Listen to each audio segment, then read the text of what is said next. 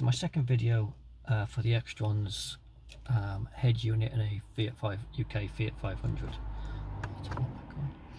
And I just wanted to show something, a couple of things that I've learned might be useful to someone out there. Maybe if you've got a similar unit, or if you've just got an Android unit. I'm also I'm going to cover DAB and cover the Poweramp app. None of this is an advert. I'm not being paid by for any of this, but might be useful to someone out there. So if I just turn the ignition, okay, so the ignition's now been turned. I'm going to turn this light off so you can see the head unit come up. Okay, so first of all, it's going to come up with the Fiat logo. Right, then after this is changeable. You can put different logos on there if you want. There is all that's within the settings. Okay, Android head unit still getting started. Now what I used to do is I used to use the built-in music player app, and what would first of all happen was that the head unit would first of all start up. Then after the head unit was up and running, it would then start to use the music player app. This logo, by the way, is because I put the DAB-Z app on board. That logo disappears in a second. Right, so now it's actually scanning through the microSD card because it knows that I was previously playing the music player, but every time you start the car it scans through the microSD card. Now this actually takes quite a while because it's a 128GB microSD card and there's a lot of tracks on there. There's about 200 folders because you can get a lot of music on a microSD card, and in fact that's not even the card full. Now because this was doing it every time with the music player app, I could probably get to the end of the street before it even started playing music. Right, so as you can see it's still going. Then after a few seconds that sort of spinning wheel will then stop, and then finally it will start playing the track that I was playing before I switched the engine off. You can see this is quite a long time. Come on. Still getting there. And there we go. Okay, so this, by the way, it's a YouTube track, so we can use this. Other than that, the music player itself that came with the head unit, it's okay. It's not good, it's not bad, it just plays music. It plays Windows Media Audio, it plays MP3s, and it plays FLAC, and it does it all okay.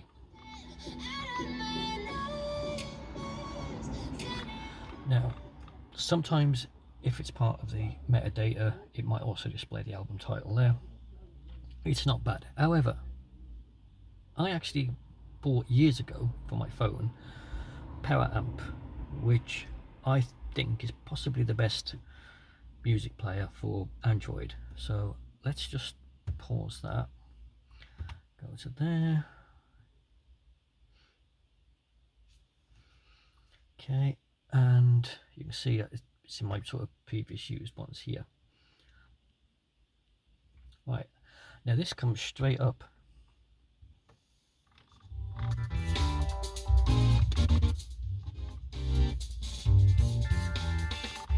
Right, now the reason why it comes straight up is that it doesn't scan the SD card every single time. What it does is you have to, every time you change the SD card, you have to perform a rescan. So if you go into settings, go to library, right, you can see there it's got rescan and full rescan, right? But other than that, it assumes you've not changed anything, so you actually get into the music a lot quicker. Now let's make sure they've got volume down. Now if you want to change the track, you can just flick through that way. These are all YouTube free, copyright free, so you can just flick through them like that.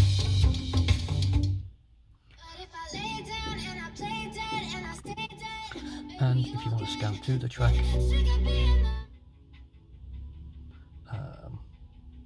you can do it that way on the right hand side of the screen. go, just on that bit there. Now if I go to say albums, you can sort of see, just make sure the volume's down because I don't want to get a copyright match. You can sort of see we have a huge amount of music on this head unit. The only thing I don't understand sometimes with Poweramp, sometimes it doesn't put everything under one album. Right, because all of that should be under just one. I'm going to have to have a look at that, see whether it's something in the metadata perhaps or whatever that's confusing it. But other than that, you can see most, right, you can see we've got a huge amount of music on it, and it plays it all pretty quick. And it's got a lovely sort of interface. Now, right, any music I can actually play from this is right at the end, obviously from the YouTube library. When you play it, right again, or you can use the steering wheel controls like that. And I can use steering wheel controls to put the volume up or down. Right, now I think Poweramp works absolutely fantastic with this head unit. I always used to use it on my phone, and I've never actually tried using it on a head unit or a tablet or anything else like that. But you can sort of see, right, and you can also scoot all the way down to the bottom. And you can sort of just scan through and find whatever music you want that way, or you can go back.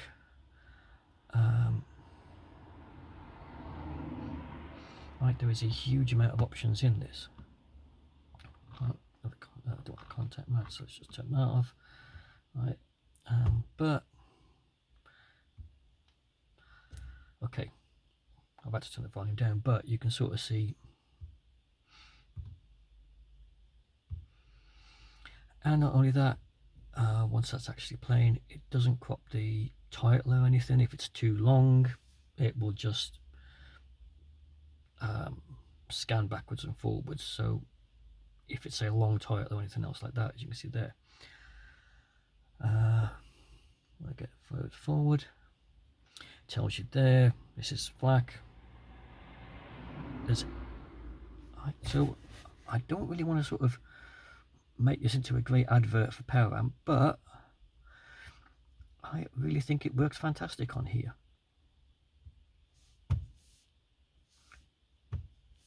Right, if you look, I mean, the background sort of matches the cover and so on. You can change a lot of things in the options.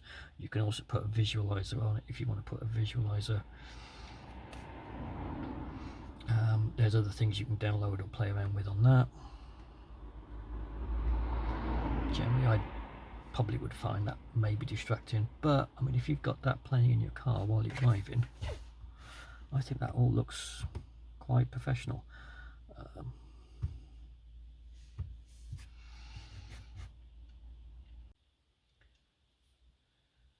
Right, now I just want to talk a little bit about DAB. This is the, let's go back.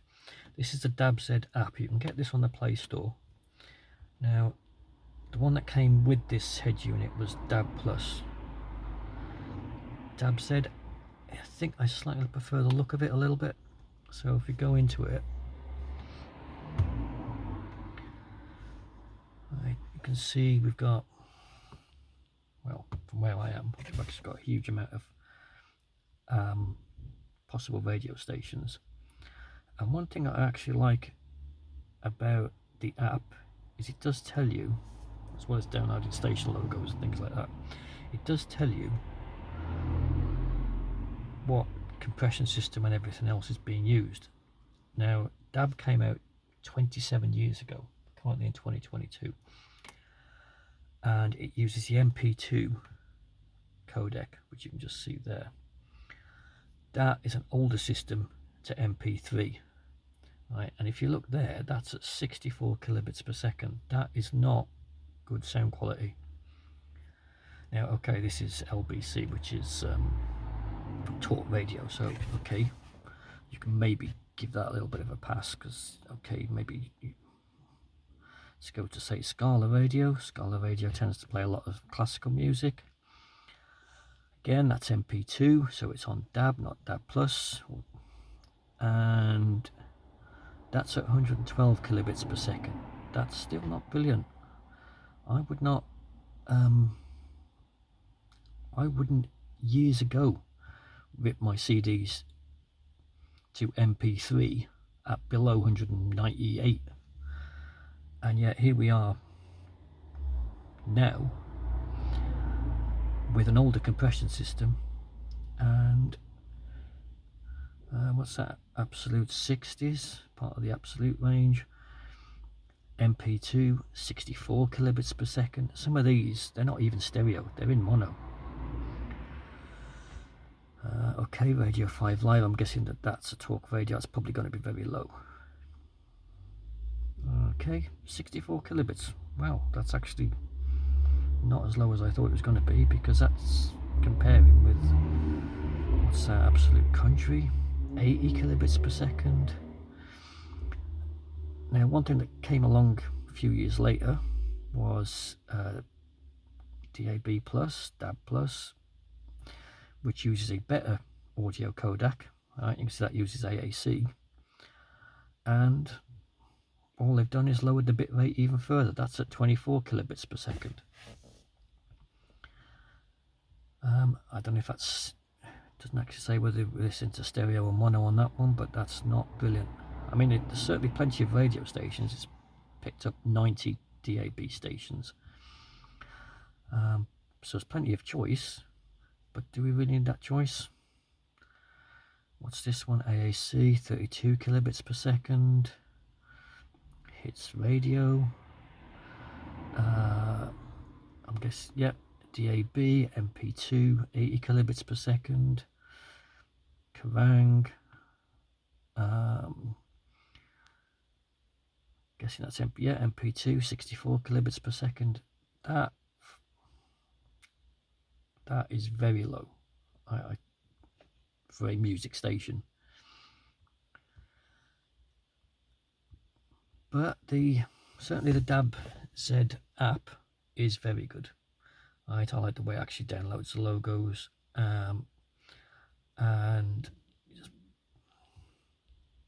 if you've got a Wi-Fi connection or it's connected to your phone, tells you what the signal strength is, gives you like various sort of bits on the display and everything else. I think it would change the display around a little bit as well in the settings. So the app itself, you can get it on the Play Store, and it's very good. And if you have got an Android head unit, you might want to have a look at the DAB-Z app. That's very good. That's two of the sort of main things I'm sort of really impressed with anyway at the moment. The DAB-Z app. DAB itself, not so good, but certainly the app is good. Poweramp, which I think works great on a head unit.